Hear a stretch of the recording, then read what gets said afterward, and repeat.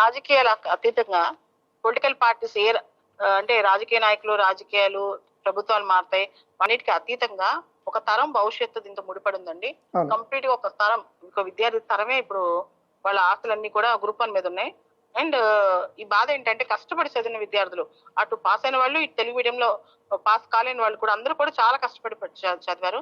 నాలాంటి వాళ్ళు దాన్ని డైరెక్ట్ గా చూసిన సందర్భం అనమాట. ఎంత పిల్లలు ఎంత కష్టపడ్డారు అనేది విద్యార్థుల తరపునే, అందరి తరపున ఇటు అందరికి న్యాయం జరగాలని మేము కోరుకుంటున్నాం. కాకపోతే ఇంత డిలే, ఇన్ని సంవత్సరాల వాళ్ళ జీవితం ఎప్పుడైనా పోయిన ఏజ్ గ్రూప్ ని, అడల్ట్హుడ్ ని తీసుకురాలేరు. ఎందుకంటే చాలా మంది లైఫ్ లో సెటిల్ కాకుండా, పెళ్లిళ్ళు చేసుకోకుండా అశోక్ నగర్ లో ఉండి, హైదరాబాద్ లో ఉండి కష్టపడి సివిల్స్ రాసి, గ్రూప్ 1 రాసి వీళ్ళందరి జీవితాలు ఈ విధంగా ఈ చట్టంలో పడి నలిగిపోవడం అనేది ఈ సైకిల్లో పడిపోయారు పాపం. మళ్ళా ఎగ్జామ్ ఎప్పుడు పెడతారు, మళ్ళా ప్రిలిమ్స్, మళ్ళా మెయిన్స్ ఎన్నిసార్లు రాస్తారు వీళ్ళు, మళ్ళా పరీక్ష నిర్వహిస్తే మళ్ళా అది విద్యార్థుల మానసిక ఆందోళన కూడా, వాళ్ళకి మెంటల్ స్ట్రెస్ కూడా అండి. మెయిన్స్ పరీక్షలు అంటే ఏదో ఒక పూట రాసొచ్చేది కాదు, చాలా స్ట్రెస్ తో కూడుకున్న పని. పాపం ఇప్పుడు వాళ్ళందరూ ఎవరైతే ర్యాంకులు వచ్చినాయో, ర్యాంకులు రాలేదు, అందరూ కూడా మళ్ళా మెయిన్స్ రాయాల్సిన పరిస్థితి అనమాట. ఇంత దారుణమైన పరిస్థితిలో మన వ్యవస్థలు నడుస్తున్నాయి అనేదానికి చాలా బాధాకరమైన అంశం అండి. మేడం, ఫైనల్ గా ఏం చెప్తారండి? ఇప్పుడు ఆందోళన కొంతమంది, చాలా మంది గ్రూప్ 1 ఆస్పిరెంట్లు ఉన్నారు, అభ్యర్థులు ఉన్నారు, ఏం చేయని అంటే తోచని పరిస్థితిలో ఉన్నారని కూడా చెప్పుకోవచ్చు. ఈ పరిస్థితిలో వాళ్ళకి ఏం చెప్తారు? ఇక్కడ వ్యవస్థలతో పనండి. ఇప్పుడు బాలలత అభ్యర్థులు కాదు, ఇక్కడ ఒక పక్క పక్క ఎగ్జిక్యూటివ్ ఉంది. వ్యవస్థల నిర్ణయానికి మనం కట్టుబడి ఉండాల్సిన పరిస్థితి అనమాట. జడ్జిమెంట్ కూడా మనం ఏమనే పరిస్థితి లేదు, ఎందుకంటే అది జడ్జిమెంట్ వచ్చేసింది. దాన్ని ఇంకెక్కువ మాట్లాడినా మన కంటెంప్ట్ అంటారు.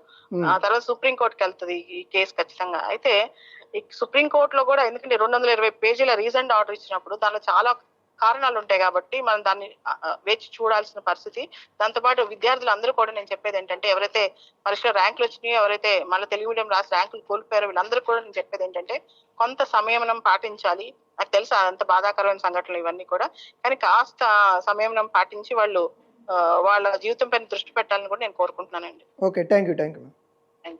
ఏదైతే గ్రూప్ 1 అభ్యర్థుల గురించి చాలా ఎమోషనల్ అయిన టాపిక్ అన్నట్టుగా తను వ్యక్తం చేస్తూ ఉంది. ఎందుకంటే దగ్గరుండి బాలలత మేడం చాలామంది గ్రూప్ 1 సంబంధించిన అభ్యర్థులకి తను ట్రైనింగ్ చేసింది కాబట్టి వాళ్ళ యొక్క ఆవేదన ఎలా ఉంటుంది, 10 సంవత్సరాలు 12 సంవత్సరాల నుండి గ్రూప్ 1 పోస్టుల కోసం వెయిట్ చేస్తున్న వాళ్ళు చాలామంది ఉన్నారు. పెళ్ళిళ్ళు చేసుకోకుండా ఈ విధంగా మాకు కష్టపడితే మాకు ఖచ్చితంగా జాబ్ వస్తుంది అనుకునే వాళ్ళు మెరిట్ లిస్ట్లో ఇప్పుడు పేర్లు వచ్చిన వాళ్ళు, తెలుగు మీడియం వల్ల అన్యాయం అయిపోయిన వాళ్ళు ఇప్పుడు ఇద్దరు కూడా గందరగోళంలో పడ్డారని కూడా చెప్తా ఉన్నారు.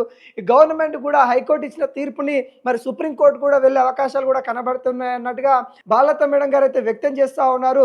మరి చూడబోవాలి కాంగ్రెస్ గవర్నమెంట్ ఎటువంటి నిర్ణయం తీసుకుంటుందనేది కూడా ఇప్పుడు ఉత్కంఠ పరిస్థితి అయితే కనబడతా ఉంది. గ్రూప్ 1 అభ్యర్థులు కూడా ఏం చేయాలో తోచని పరిస్థితి అయితే కనబడతా ఉంది. కొంత సమన్వయం పాటించాలి అన్నట్టుగా బాలలత మేడం గారు అయితే చెప్తా ఉన్నారు. మరి చూడాలి ముందు ఎటువంటి పరిణామాలు ఉంటాయి అనేది.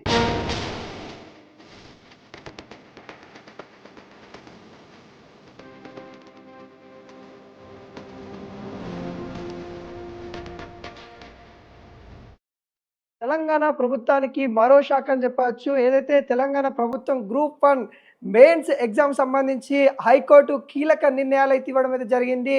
హైకోర్టు కీలక జడ్జిమెంట్ అయితే ఇవ్వడం అయితే జరిగింది. గ్రూప్ 1 మెయిన్స్కి సంబంధించి మళ్ళీ వాల్యుయేషన్ చేయాలి, లేకుంటే ఎగ్జామ్ చేయాలి అన్నట్టుగా హైకోర్టు దాదాపుగా 200 పేజీలతో తీర్పు ఇవ్వడం అయితే జరిగింది. గతంలో ఏదైతే తెలుగు మీడియం వాళ్ళకి అన్యాయం జరిగిందని ఏవైతే వాదనలు ఉన్నాయో ఆ వాదనలు హైకోర్టు దాకా వెళ్ళడం అయితే జరిగింది. దానిలో భాగంగానే విచారణ చేపట్టిన హైకోర్టు మరి దర్యాప్తు తర్వాత ఈరోజైతే జడ్జిమెంట్ ఇవ్వడం అయితే జరిగింది. దానిలో భాగంగానే రీవాల్యుయేషన్ అన్నా లేకుంటే మళ్ళీ ఎగ్జామ్ నిర్వహించాలని కూడా చెప్పడం అయితే జరిగింది. తెలంగాణ వచ్చిన కాంచెలి ఒక్కసారి కూడా గ్రూప్ 1 పోస్టులు భర్తీ చేయని పరిస్థితి కనబడతా ఉంది. ఈ అంశాలపైన అయితే మాట్లాడదాము. CSB academy chairman Balalatha madam గారు లైన్లో ఉన్నారు, ఒకసారి మాట్లాడించే ప్రయత్నం చేద్దాం. అనిల్ గారు. మేడం నమస్తే. మేడం నమస్తే అండి. మేడం ఎట్లా చూస్తూ ఉన్నారు మేడం గ్రూప్ 1 సంబంధించిన ఏవైతే ఈరోజు మళ్ళీ నిర్వహించండి, రీవాల్యుయేషన్ చేయండి అంటూ హైకోర్టు తీర్పు ఇవ్వడం జరిగింది, వాటిని ఎలా చూస్తూ ఉన్నారు?